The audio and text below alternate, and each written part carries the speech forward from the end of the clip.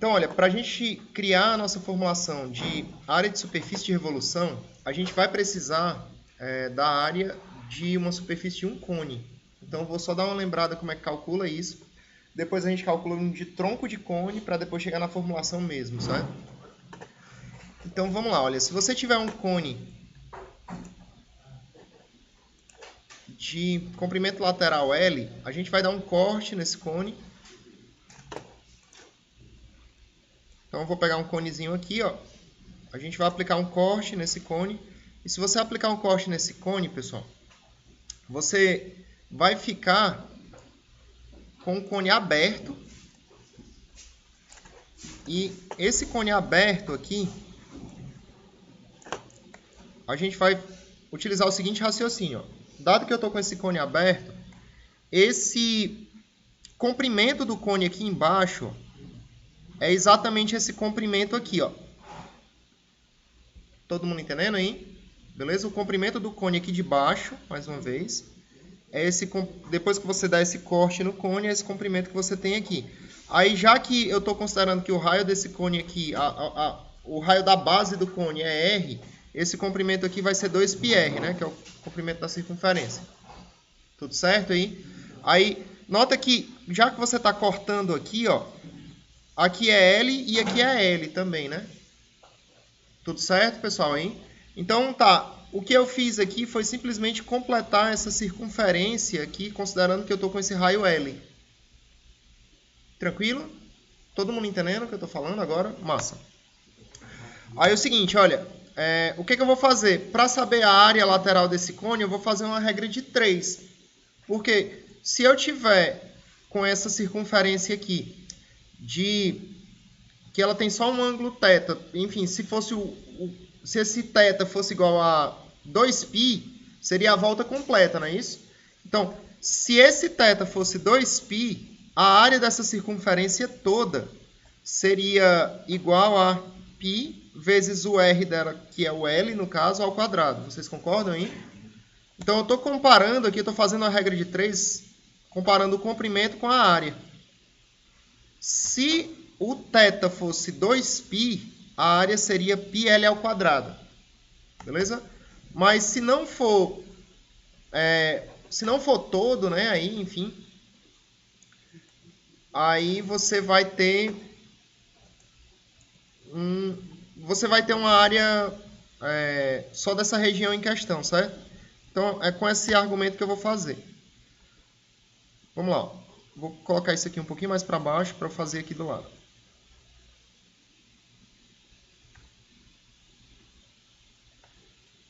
Vamos dar uma comparada aqui da área com o comprimento. Então, se você tem uma área de πl ao quadrado, é porque o teu comprimento aqui é 2πl. Tudo bem, pessoal, aí? O que eu estou falando? Nota que, se eu fosse fazer o comprimento desse círculo todo, o comprimento desse círculo todo seria 2 vezes π vezes L. Certo? É aí o que eu estou dizendo. Mas, se você vai pegar só essa região, que eu vou chamar, por exemplo, de área do cone aqui, então, essa região tem um comprimento 2πr, ó, e não 2πl. Deu para entender o que eu disse agora? Então, a gente montou a nossa regra de 3. Eu repito, se o comprimento fosse todo, o comprimento seria 2πl, onde L é o raio do círculo. Já que eu não estou com o comprimento todo, eu só estou com o comprimento 2πr, eu vou dizer que essa área aqui é essa AC. Aí, repare que isso aqui é diretamente proporcional. Isso é, se essa área diminui, né? Então, esse comprimento também vai diminuir, como de fato ocorre. Então, a gente pode representar essas grandezas como diretamente proporcionais. Aí você vai ter 2πl aqui e aqui 2πr, né? Nota que você pode cancelar esse 2π com esse 2π aqui embaixo. Aí eu vou multiplicar em cruz aqui, ó. Aí o AC vezes L, né? É igual a π L ao quadrado vezes R, né? Ainda dá para cancelar esse L com esse L aqui, né? E a gente conclui que a área desse cone aí em questão vai ser π vezes R vezes L. Tranquilo, hein? Então, a área desse cone, essa área dessa superfície de fora desse cone vai ser π vezes R vezes L. Todo mundo entendendo tudo aí, galera? De boa? Beleza. Oi. Essa seria a área de fora, não o volume, certo? Seria a área de fora, a área da superfície do cone. Beleza? É a área da superfície desse cone aqui.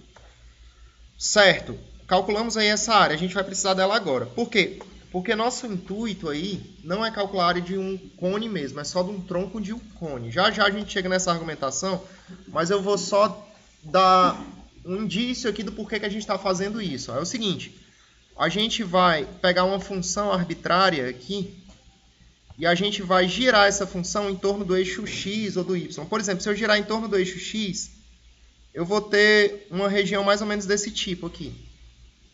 Tranquilo aí? Sendo bem grosseiro, mesmo desenho bem ruinzinho, mas eu quero só que você entenda que se eu girar essa função f de x em torno do eixo x, eu vou gerar esse sólido. Tranquilo aí?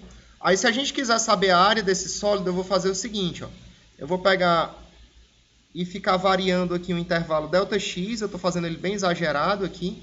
Aí nesse ΔX eu vou pegar dois pontos aqui, ó, e essa função dentro desse intervalo ΔX eu vou aproximar como sendo essa reta. Ó. Então quando eu giro essa função, na prática é como se eu estivesse girando aqui um tronco de cone. Ó. Tá dando para entender aí? Aí fica esse tronco de cone como uma aproximação da área desse sólido. Aí a gente vai aproximar a área de uma função como somatório de várias áreas de troncos de cone. Deu para entender aí? Por isso que a gente está calculando a área desse cone e agora a gente vai calcular a área de um tronco de cone. Certo? Então vamos lá. Vamos calcular a área de um tronco de cone baseado nessa formulação que a gente acabou de deduzir, certo? A gente vai fazer o seguinte. Ó. Vou pegar aqui nosso tronco de cone para a gente poder calcular a área para a gente poder usar nisso aí. Imagina que você tem um tronco de cone, pessoal, que tem comprimento L aqui na parte lateral, certo? Aí o que eu vou fazer? Já que eu tenho um tronco, eu completo o cone e eu considero que essa área desse esse comprimento lateral aí, dessa parte que a gente completou o cone, eu estou chamando de L1. Tudo certo aí? Beleza? Tá. Aí o seguinte, olha. O que vai ser a área desse tronco de cone, pessoal? A área desse tronco de cone, eu vou argumentar que ela é o seguinte. Ela é igual à área do cone inteiro, se ele existisse, menos a área do cone que não existe. Beleza? Isso aí é a área do tronco de cone. A área do tronco de cone é a área do cone inteiro, se ele existisse, menos a área do cone que não existe. Beleza? Então é essa área que a gente está buscando aí. Ó. Aí com essa área que a gente vai fazer a fórmula de área de superfície de revolução de uma curva. Então a nossa área aí vai ser o seguinte. A gente já viu que a área de um cone é πRL, onde L é esse comprimento lateral e R é o raio da base do cone. Tá, se eu for pegar a área do cone grandão aqui, nota que a parte lateral dele é L mais L1. Então, a área dele seria o quê? Seria π. O raio do cone grandão é esse R2, né? Ó, R2 vezes L1 mais L. Certo, pessoal? Aí a gente vai subtrair da área do cone que não existe agora. Aí a área desse cone pequenininho vai ser quem? Vai ser π R1 L1. Todo mundo entendendo isso aí? Beleza. Então essa área, ó, vai ser igual a... Vou distribuir, certo? Isso aqui, ó. Fica π R2 L1 mais π R2 L menos π R1 L1. Aí essa área vai dar igual ao seguinte. Vou colocar o π em evidência aí, por exemplo. Então vai ficar π. Aí, aqui dentro, se você puser o L1 em evidência... Deixa eu ir com calma, né? Vou botar o P em evidência. Fica R2, L1, mais R2L, menos R1L1. Beleza. Aí, dentro desse colchete aqui, eu vou colocar o L1 em evidência. Colocando L1 em evidência, você fica com R2 menos R1 vezes L1 mais R2 vezes L. Deu certo, hein? Tranquilo. Aí é o seguinte, olha, a gente vai dar só uma ajeitada agora para a gente pegar esse termo aqui de um modo um pouco diferente. A gente vai usar a semelhança de triângulo aqui.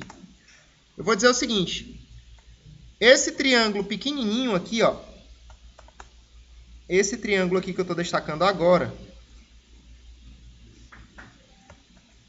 deixa eu só dar um destaque maior nele. Esse triângulo pequenininho que eu estou destacando de azul aqui, ele é semelhante a esse triângulo grandão aqui, ó. Eu estou destacando nesse momento. Esse triângulo azul aí, ele é semelhante a esse triângulo grandão aqui. E é mesmo, né, pessoal? Perceba que, por exemplo, esse triângulo pequenininho, ele tem ângulo de 90, esse aqui tem ângulo de 90 também. Esse ângulo aqui, ó, de cima, deixa eu botar ele de outra cor aqui. Esse ângulo que eu estou destacando aqui, ele é comum ao triângulo pequeno e ao triângulo grande. Então, esse triângulo pequenininho e esse triângulo grandão, eles têm dois ângulos iguais. Então, é porque o terceiro tem que ser igual, porque a soma dos ângulos internos de um triângulo é sempre 180 graus.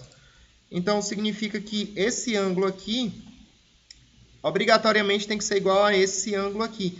Ora, mas se dois triângulos têm três ângulos iguais, então eles são semelhantes. Se eles são semelhantes, os lados deles são proporcionais. Certo? Então, já que os lados deles são proporcionais, a gente pode fazer o seguinte. Eu posso dizer que o lado oposto a esse ângulo de 90 graus no triângulo pequenininho, que é o L1, ele é proporcional ao lado oposto do triângulo grandão a esse ângulo de 90 graus, que é quem? L1 mais L. Isso aqui tem que ser igual ao seguinte. O lado oposto a esse ângulo, dois tracinhos aqui no triângulo pequeno, é o R1, né? E o lado oposto a esse ângulo, dois tracinhos no triângulo grandão, é o R2. Beleza? E a gente fica com essa proporção aqui, ó. Aí eu vou multiplicar em cruz aqui, ó. Vou multiplicar em cruz. Aí você fica com L1 vezes R2, dando igual a... Se você distribuir, pessoal, esse R1 aqui, multiplicando esses dois termos, você fica com R1L1 mais R1L. Beleza aí? Multiplicando esses dois termos aqui, ó, fica R1L1, R1L. Tranquilo. Aí é o seguinte, eu vou deixar esse R1L aqui desse lado, ó, e vou passar esse termo subtraindo. Então você fica com L1R2 menos R1L1, dando igual a R1 vezes L. Se você colocar o L1 em evidência, você fica com L1, R2 menos R1, dando igual a R1 vezes L. Então, tá, esse L1, R2 menos R1, eu vou substituí-lo, ele é exatamente esse termo que está bem aqui, ó. Então, eu vou substituir esse termo por R1 vezes L. Certinho aí? Beleza. Vamos lá, continuar. Então, a gente vai ficar com a área aqui, dando igual a π vezes R1 vezes L mais R2 vezes L. Aí dá para colocar o L em evidência, certo? Aí isso aqui vai dar igual a π multiplicado por R1 mais R2 vezes L. Tranquilo? Beleza? Aí eu vou fazer uma manipulação algébrica da seguinte maneira. Eu vou dizer que isso aqui é área vezes... Vou multiplicar por 2 em cima e embaixo. Aí vai ficar 2π vezes... Essa fração R1 mais R2 sobre 2 vezes L. Multipliquei o 2 aqui em cima e embaixo. Tudo certo, pessoal? Aí, nota que isso aqui é a média entre os dois raios, né? Ó. Isso aí é a média entre o raio pequeno e o raio grande. Ó. Aí eu vou dizer o seguinte, eu vou dizer que isso aqui é igual a 2π RL, onde esse R aqui é igual a R1 mais R2 sobre 2, que é o raio médio aí, né, desse tronco, né, de cone. Beleza, pessoal? E a gente está com a nossa formulação aí da área de um tronco de cone. Desse jeito. Tá. A partir dessa formulação, agora a gente vai fazer a área de superfície de revolução mesmo, né, que é o tópico da nossa aula aí. Vamos nós. Seguinte, imagina que você tem uma função... Deixa eu pegar um desenho bonitinho agora. Imagina que você tem uma função f de x contínua dentro do intervalo fechado AB, ó, como essa aí. Beleza. Aí o que é que eu vou fazer aqui, pessoal? Para a gente fazer a área dessa superfície de revolução, como eu comentei agora há pouco com vocês, a gente vai subdividir esse intervalo AB em comprimentos ΔX. Beleza aí? Se a gente fizer isso, os comprimentos vão ser dessa forma aqui, ó. Aí a gente vai começar a gerar troncos de cone. Aqui nesse A aqui eu poderia dizer que ele era um x0, ó. Aí eu começo aqui, ó, x1, x2, e esse subintervalo aqui em questão, ó, ele ia ser um xi menos 1, xi. Beleza? A gente vai subdividindo aí, todos esses intervalos aqui, eu vou considerar que ele tem comprimento ΔX. Ó. Certinho, pessoal? Tá claro o que a gente está fazendo? Beleza.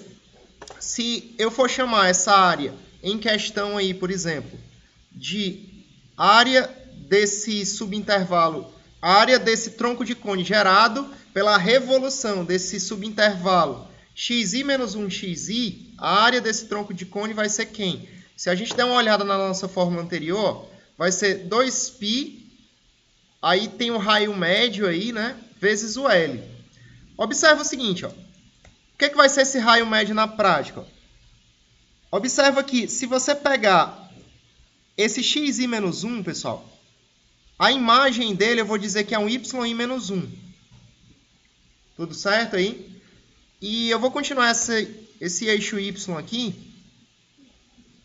E vou dizer, olha, a imagem desse xi é um yi aqui, ó. Aí, esse tal desse yi menos 1 e desse yi aqui, eles vão ser os raios menores e maiores desse tronco de cone. Todo mundo entendendo aí? Então, certo aí, ó, se você entender que esse tronco de cone foi girado aí,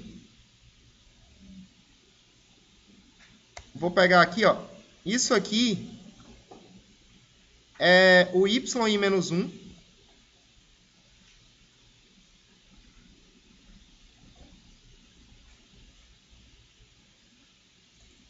E isso aqui é o yi, ó.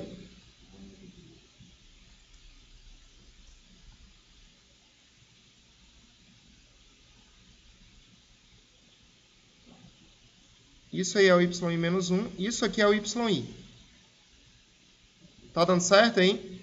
Aí o que a gente fez? Ó? Se a gente for comparar aqui, esse troncozinho de cone que vocês estão vendo aí, ó, é esse aqui, ó. Beleza? Os raios são yi menos 1 e yi. De boa, pessoal? Todo mundo entendendo? Tá? Então, continuando, ó, como é que vai ficar a nossa formulação aí? Fica o seguinte, fica expressa como sendo, ó, de novo, compara com essa fórmula, 2π vezes o raio médio aqui vai ser a média desses dois raios, né? Ó. Então, fica yi menos 1 mais yi dividido por 2 vezes o L. Quem é o L aqui, pessoal? O L aqui é o comprimento desse vetor pi menos 1, pi, né? Ou o módulo desse vetor. Tudo certo aí? Beleza? É aí que a gente vai precisar daquela formulaçãozinha do comprimento de curva que a gente fez na aula passada. Certo? Todo mundo acompanhando, pessoal mesmo? Então vamos nós. Aí aqui ficou o seguinte, olha. Na aula passada, a gente viu que, dado o intervalo xi menos 1xi, tem um xi asterisco aqui no meio, ó, que é como se fosse o xi médio, de modo que, se você levar esse xi aqui para cima e tocar no gráfico da função, vai existir uma reta que tangencia o gráfico da função nesse ponto, que tem a mesma inclinação dessa retinha aí. Foi isso que a gente viu na aula passada. Beleza? Aí entenda o seguinte, ó. Esse xi asterisco que está aqui no meio, ele é justamente o xi asterisco que tem o y como sendo o y médio entre esses dois. Tá dando certo o que eu tô falando agora? De novo. Calma, vai dar certo. Ó, vamos pegar... Eu vou tentar fazer só um desenhozinho só desse tronco de cilindro que a gente está girando aí. Deixa eu pegar aqui.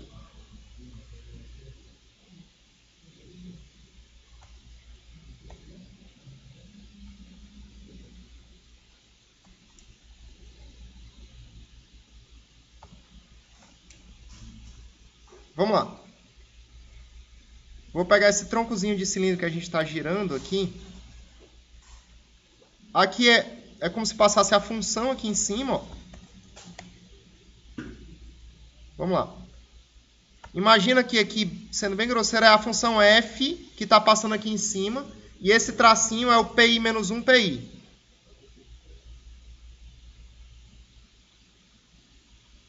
Tranquilo aí? Aí é a função f que está passando aqui em cima. Ó. Mais ou menos o que está acontecendo aqui. Ó. A função f passa em cima e você tem o troncozinho de cone lá. E vamos puxar isso aqui para baixo. Ó. E eu vou trazer isso aqui com a mesma perspectiva, só que para baixo, né? Vou tentar fazer aqui o mais parecido possível. Vamos ver se eu consigo.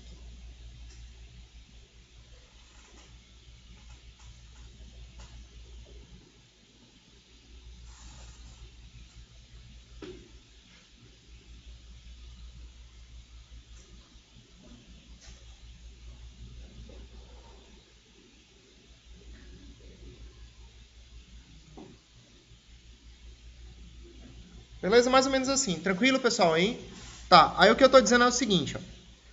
Na aula passada, a gente comentou um teorema, que é o teorema do valor intermediário. A gente usou ele para fazer o comprimento de curva. Ele é o seguinte, ó. Aqui, esse ponto bem aqui é um xi menos 1. E esse pontinho bem aqui, ó, é o xi, certo? Na aula passada, a gente viu que se essa função for contínua dentro desse intervalo fechado, então vai ter um xi asterisco aqui, de modo que, se você pegar e levar... Aqui é o y e asterisco, ó, que é a imagem desse ponto. Se eu levar ele até a função, vai existir esse ponto aí no meio, de modo que a derivada da função nesse ponto aí,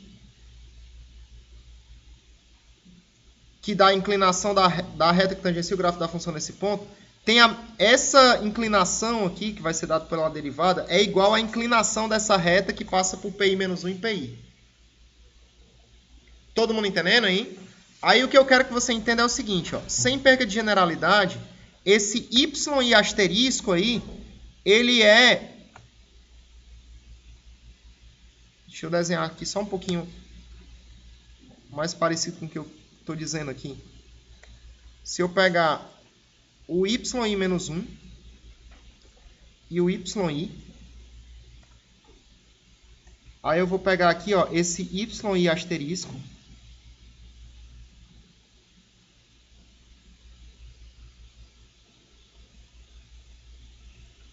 de modo que esse y asterisco aqui, ó, ele é justamente o ponto em que, se você passar o gráfico de uma reta tangenciando aqui, essa reta vai ter a mesma inclinação desse pi menos 1 pi. Tudo bem, pessoal? É isso que eu estou tentando explicar. Por que eu estou fazendo isso? Eu quero que vocês entendam que esse y e asterisco, do modo como está, Se esse intervalo for pequeno o suficiente para isso, a gente pode dizer que ele é justamente a média entre os dois. Ó. Beleza? O y e asterisco é a média entre os dois comprimentos. Então, eu estou fazendo tudo isso para trocar isso aqui ó, pelo y e asterisco. E esse comprimento de curva, baseado nesse teorema fundamental do cálculo aqui, a gente viu na aula passada que isso pode ser expresso como sendo a raiz quadrada de 1 mais a derivada desse pontinho aqui, ó, da função ao quadrado. A gente até deduziu a área o comprimento de uma curva baseado nessa formulação.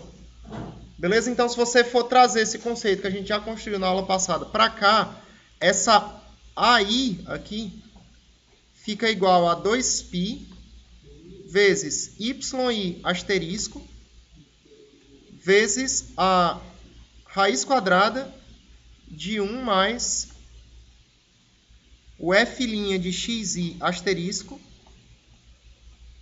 ao quadrado. Vezes o dx, né? Desculpa. Aqui vezes o dx. Tinha esquecido. Vezes o delta x, né? A parte da integral não. Vai entrar agora. É porque essa área aí é a área só desse aqui, ó. Aí depois a gente faz o somatório de tudo.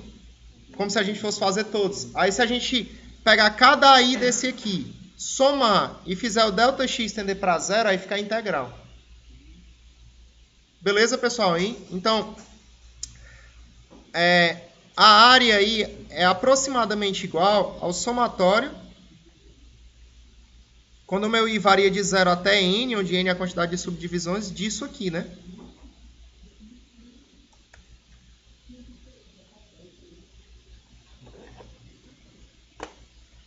Beleza.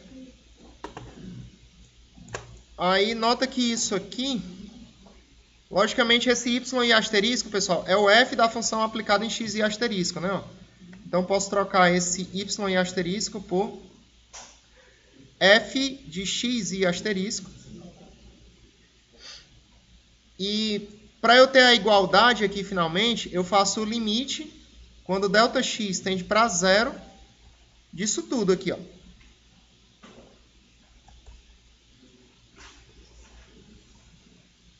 Beleza. Aí esse limite, quando o Δx tende para zero desse somatório, com esse Δx aqui tendendo para zero, esse Δx vai virar diferencial dx, e isso aí vira integral, né? Então isso aqui é a dando igual a integral. Nota que o meu intervalo aqui, ele vai de a até b, né? Ó. Então, limite inferior a, limite superior b, de 2π f de x da raiz quadrada de 1 mais f' de x ao quadrado. Tá esse quadrado assim, né? Pra não ficar confuso. Vezes o dx, e tá feito aí, certo? Essa formulação aqui dá a área de um sólido formado pela revolução dessa f de x em torno do eixo x. Tranquilo, pessoal, hein? Beleza? Tá. Nota que, se você for usar a notação do Leibniz para isso, né? Você pode trocar isso aqui simplesmente por dy dx quadrado, certo? Vou usar aqui para ficar com as duas notações possíveis.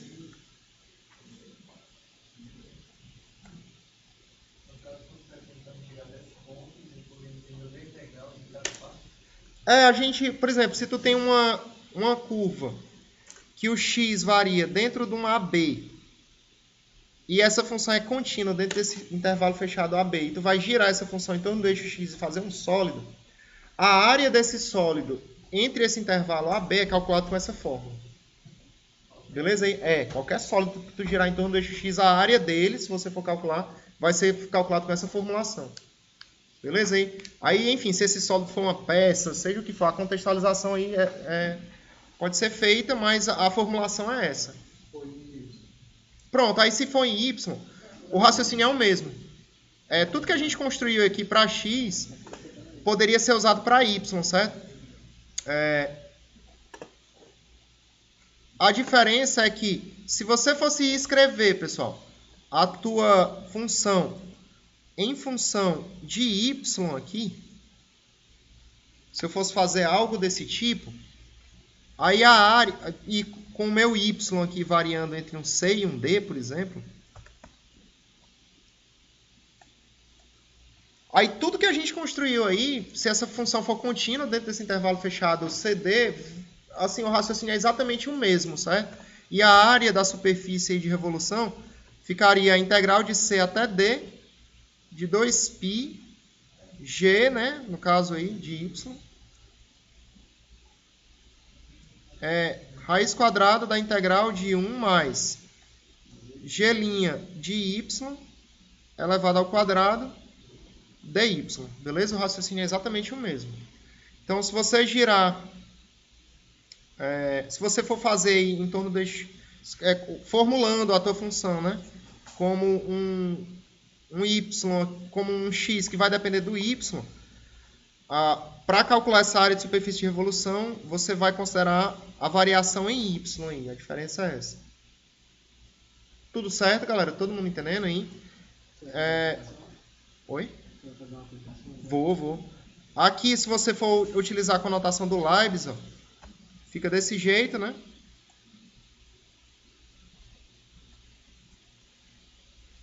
Fica 1 mais dy dx, dx dy, né, quadrado, vezes o dy, certo? Aí, olha, em geral aqui, essa integral, esse comprimento de curva que a gente, em cálculo vetorial, a gente até usa essa notação aqui. Isso aqui pode ser trocado por ds, onde ds é o comprimento da curva, se você quiser. Aí, se você for fazer isso, a área aqui em torno do eixo x, ela vai ficar, por exemplo, a integral de 2π y ds, onde esse ds é o comprimento de curva em relação ao eixo x, e esse y aqui é y de x, certo? Se você quiser. E a área da superfície de revolução em torno do eixo y aqui vai ser 2π x, que está em função de y, ds, certo? Onde ds é justamente essa raiz quadrada de 1 mais a derivada ao quadrado, ou dy ou dx, dependendo aí de onde você esteja calculando. Dá para trocar isso aqui, a gente usa principalmente lá no cálculo vetorial, certo? Já adianto, porque quando você vir isso aí na sua frente, você já vai saber o que é. Tudo certo, pessoal? Aí? Beleza, está feita a formulação. A gente vai partir agora para uma aplicação, certo? Vamos lá.